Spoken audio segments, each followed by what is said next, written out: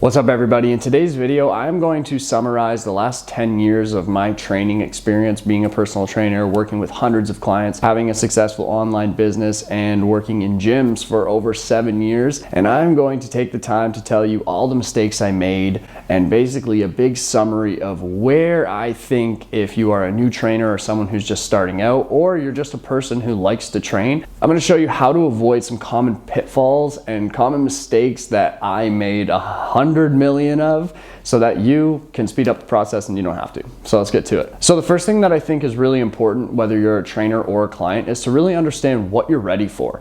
If you're anything like me, you are fascinated by the human body and you understand that it's more than just this bag of skin that we're wrapped in.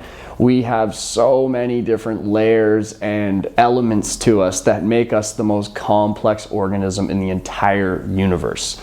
We have our muscles, we have our bones, but then we realize that it doesn't work quite like in the anatomy books. When we move, there's a relationship between each of these things.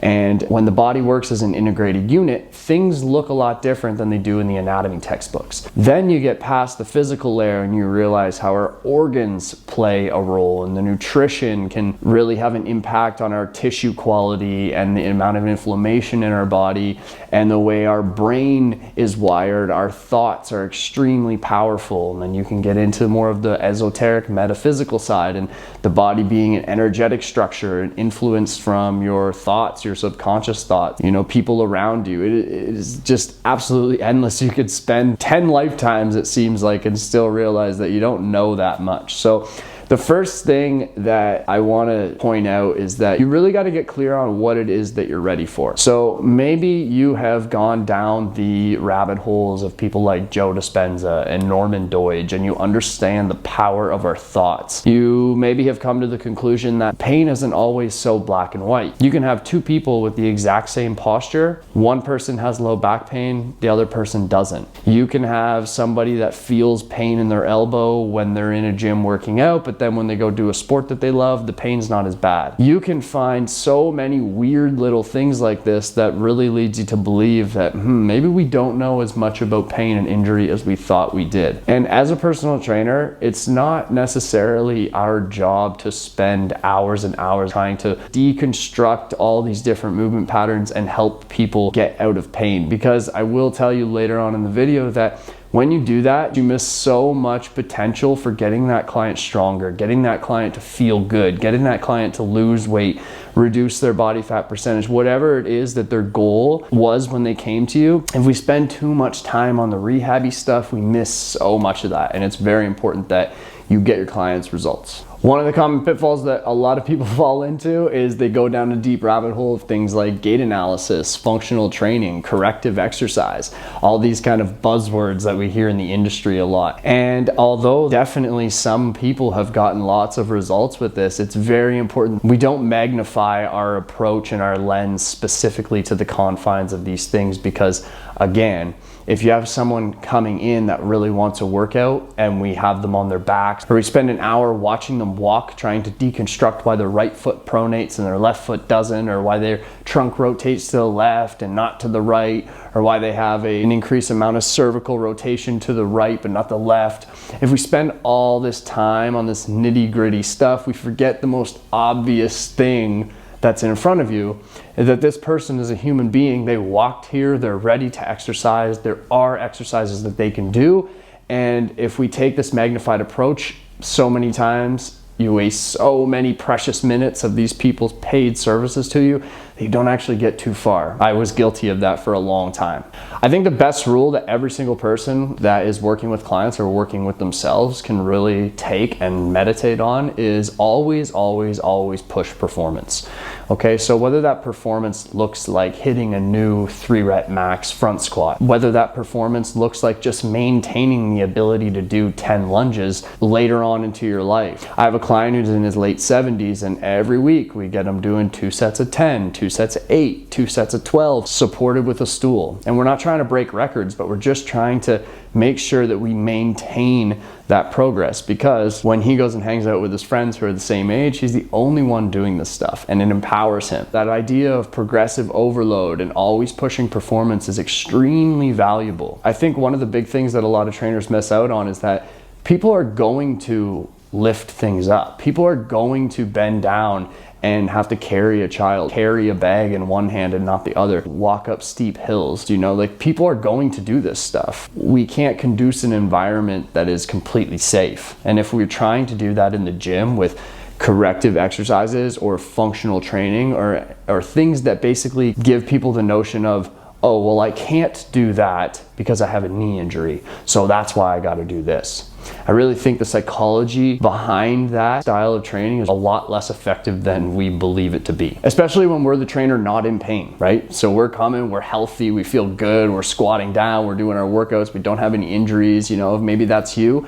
And then you're working with someone who does have knee injuries, who does have low back pain, who does have a shoulder that bugs them and they can't figure it out. I understand that the intention is really pure when you're trying to help these people and you really want to figure out how to get them out of the pain. But if you spend 3 hours a week focusing on that shoulder, on that pain point, and telling them, oh, we should avoid this and we shouldn't do as much of that, you really kind of just reinforce this pattern of something's wrong with me, I'm broken. If we can learn to always push performance and start to understand, whenever we're choosing exercises for somebody, we're just changing the shape of their body.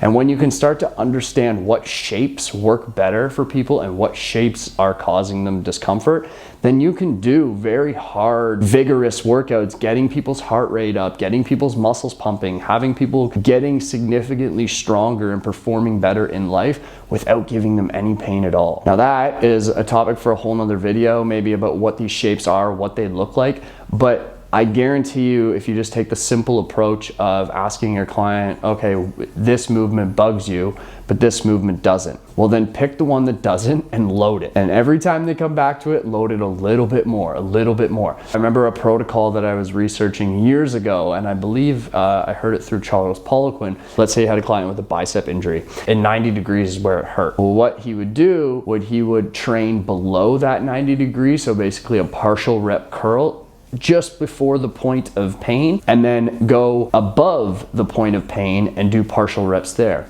And what they found was that over time, because your body's smart, it adapts, the tissues can repair themselves, we're self-healing organisms, that over time, that section that was a little bit painful went away. So how did we fix it? What was our rehab exercise? What was our corrective exercise? Our functional training drill? Bicep curls. You know, it's just context. When you understand that people are not fragile, people are highly adaptable, and people will respond to whatever stimulus you give them. If there is pain, I'm a believer of never pushing through it. I think your body is extremely intelligent, and that's because it can't speak words to you. It speaks in pain. So if it does cause pain, you avoid it. But there are many exercises, tons of exercises, I promise you, with every single one of your clients that you can jump on board with that will give them incredible results, give them a great workout, and leave them feeling strong and excited to come back to their next workout. The next thing that I want to say is weight loss clients need to do weight loss things, okay? So I see a lot of times people come in, you know, maybe they're tired, they have pain, they're overweight, and I see them laying on their backs, or I see them doing neck cars, or I see them doing a lot of foam rolling. And although that's great, you only have an hour, 1 hour you have with these people. You really need to be strategic about where you're putting your time. That foam rolling, those breathwork drills on your back, those activation drills, whatever it is that you feel, you know, that you're interested in doing and you want to try out and you want to experiment and you want to apply the knowledge that you've learned to the client, that's incredible. You should definitely be doing that. But you should 100% also be thinking about, you have 60 minutes and we need to get some stuff done in this session. So I'm going to take all those things, all those prep drills, all those stuff I just mentioned, and I'm going to put that in the first 8 to 10 minutes of my session. Okay, you can get a lot of work done. Bang, bang, bang, bang, bang. You can even get them so they know exactly what the workout is. They know exactly what to do when they come in.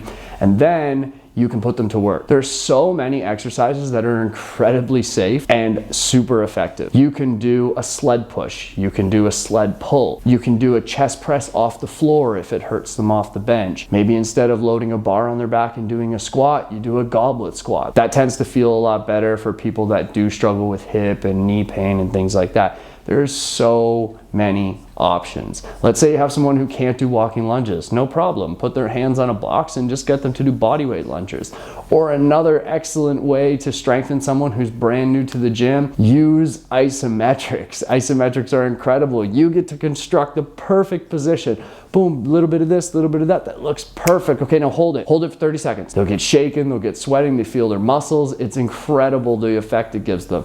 Some other things that are very hard to mess up and very safe for your clients to do, getting them on the bike and just telling them, okay, for 10 minutes, I want you to see how many calories you can burn, and then progressively overloading that. If you have someone who is a weight loss client or is new to the gym but wants to get stronger, wants to get faster, wants to perform better, please, please, please, please, please make sure that the bulk of your session is geared towards that. And it's your job, our job as trainers, to pick exercises that are not complicated, that don't need 1,000 cues, that don't need continuous guidance. People can just do them and do them correctly.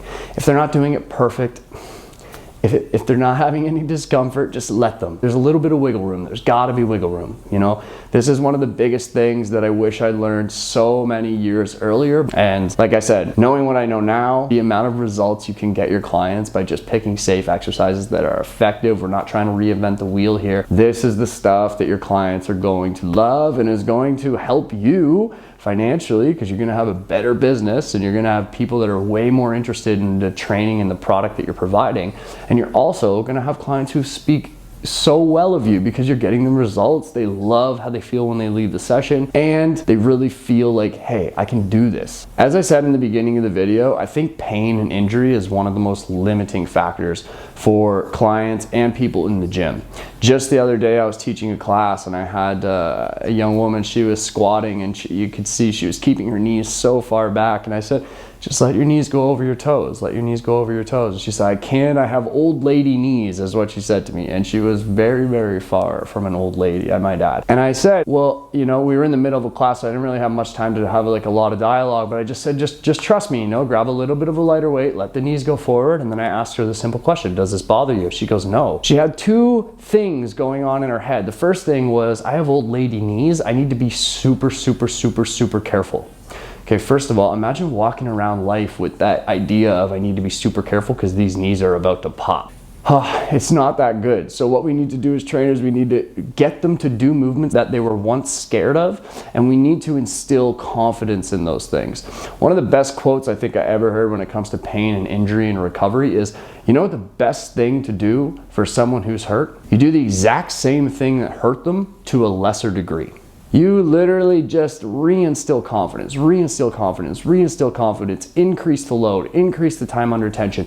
Maybe you use a hand support at first, then you take it off. This person that I'm talking about was doing sets of 10, letting the knees go right over the toes. She had 30 pounds at her chest. She was doing incredible. And she walks away, you could see it in her eyes. She's like, oh my God, I'm doing this. She felt empowered, and that is so important. Pain, science, and injury and rehabilitation is so murky. There's a psychological component, there's an emotional component, there's a spiritual component, there's a physical component. There's so many layers to this, and I promise you, you will get so much more benefit and results out of your clients if you just do two things. You say, okay, does this hurt you?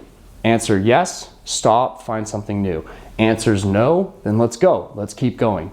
That's the first thing you got to do. Second thing, take those exercises that don't hurt, that feel good, that get, yeah, I can do this, and load them progressively a little bit more every single week. Don't always have to go up with weight. Maybe it's more time under tension. Maybe it's more reps. Maybe it's less rest time. There's 100 ways to progressively overload people's tissues, but that is the thing that you need to do to get your clients long-term results, have fun workouts, and grow your business, because let's be real, this is why we're doing it. So with that said, I hope you enjoyed today's video. I'm gonna leave it there. That's a wrap. Remember, always push performance, instill confidence as much as you possibly can in your clients, and just let them have fun, because realistically, that's what we're all here for. Get strong, have fun, take it easy.